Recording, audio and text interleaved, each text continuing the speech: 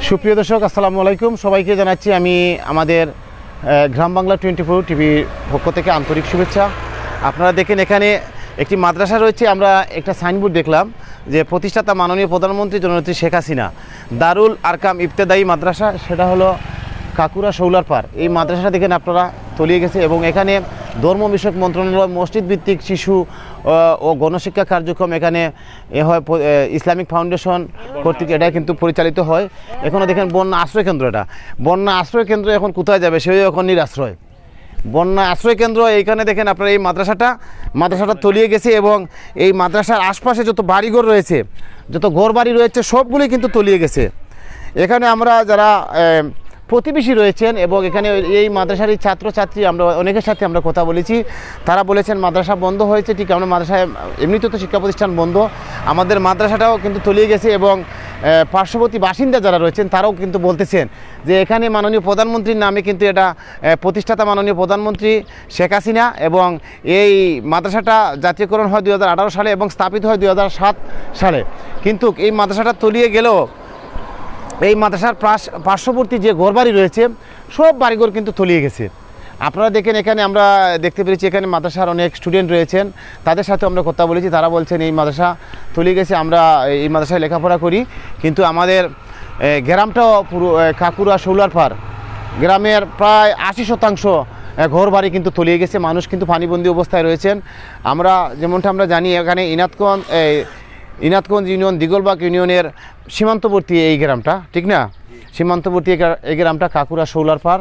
তো এই শৌলার পার কাকুরা গ্রামটা পুরো গ্রামটা কিন্তু প্লাবিত হয়ে গেছে এবং আমরা এখানে যারা এবং এশিয়া মহাদেশের বৃহত্তম গ্যাস ক্ষেত্র আমাদের বিবিয়ানা গ্যাস ফিল্ড, এটা কিন্তু এই পার্শ্ববর্তী এই গ্রামে কিন্তু গ্যাস ফিল্ড কিন্তু এখানে রয়েছে। এই গ্যাস ফিল্ড কিন্তু এখন ঝুঁকির মধ্যে রয়েছে। এই গ্যাস ফিল্ড থাকা সত্ত্বেও এখানে গ্যাস উত্তোলনকারী প্রতিষ্ঠান শেভরন বাংলাদেশ, শেভরন এখন পর্যন্ত কাউকে কোনো সহায়তা করেছে বলে আমরা তেমনটা কারো কাছ থেকে আমরা জানতে পারিনি। আমরা কেউ আমাদেরকে বলেন নাই যে শেভরন কাকে কোনো সহায়তা করেছে এবং সরকারি বেসরকারি কেউ কোনো ত্রাণ পেয়েছেন বলে কেউ কিন্তু আমাদেরকে বলে নেয়। তো আমরা স্থানীয় বাসিন্দা এখানের কাকুরা গ্রামের আমরা দুজন মানুষের সাথে আমরা কথা বলবো, আমরা তাদের সাথে কথা বলে আমরা জানবো আসলে তারা কোনো ত্রাণ পেয়েছেন কিনা। ভাই আপনার বাড়ি তো ওইখানে, নামটা বলেন এবং ভাই এদিকে তো। আমার নাম ইমন আহমেদ। এদিকে ক্যামেরার দিকে তাকাও। আপনারা কোনো ত্রাণ পেয়েছেন ইমন? জি না। আপনাদের ঘরবাড়িতে তো পানি না? জি হ্যাঁ, ওনাদের ঘরবাড়ি তো পানি, কিন্তু ওনারা কোনো ত্রাণ কোনো পান নাই এখনো এবং তারা হলো বন্যা দুর্গত মানুষ। এই দিগলবাগ ইউনিয়নের মানুষ চেয়ারম্যান মেম্বার সাহেব কোনো কিছু দিয়েছেন আপনাদেরকে?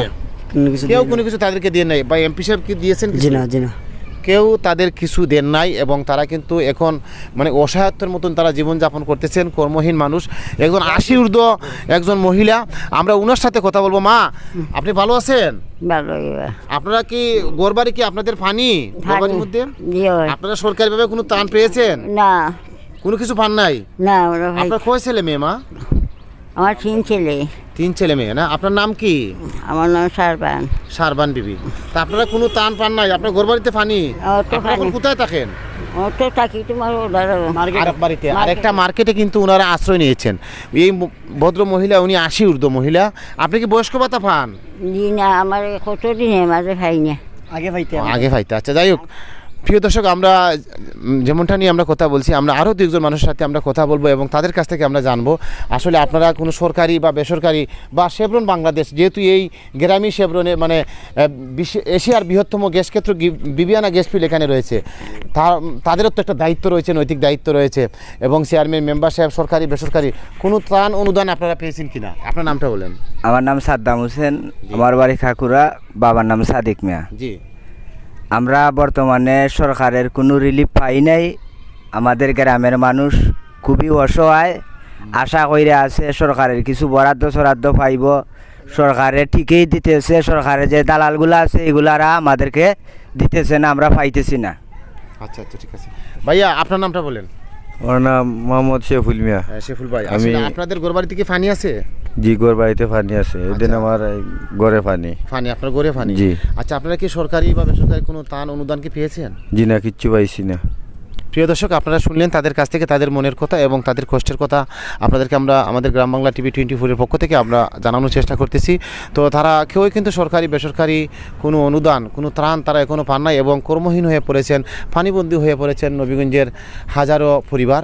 আমরা যেমনটা জানি, ইতিমধ্যে আমরা যেমনটা জেনেছি, আরও অনেক পরিবার কিন্তু বন্যা আশ্রয় কেন্দ্রে কিন্তু তারা কিন্তু ঠাঁই নিয়েছেন, তারা কিছু মানে মাথা গুজ্জার ঠাঁই পেয়েছেন। কিন্তু অনেকের ভাগ্যে এখনও যারা গ্রামে রয়েছেন তাদের ভাগ্যেও এখনও কিন্তু সরকারি বেসরকারি কোনো ত্রাণ জুটেনি।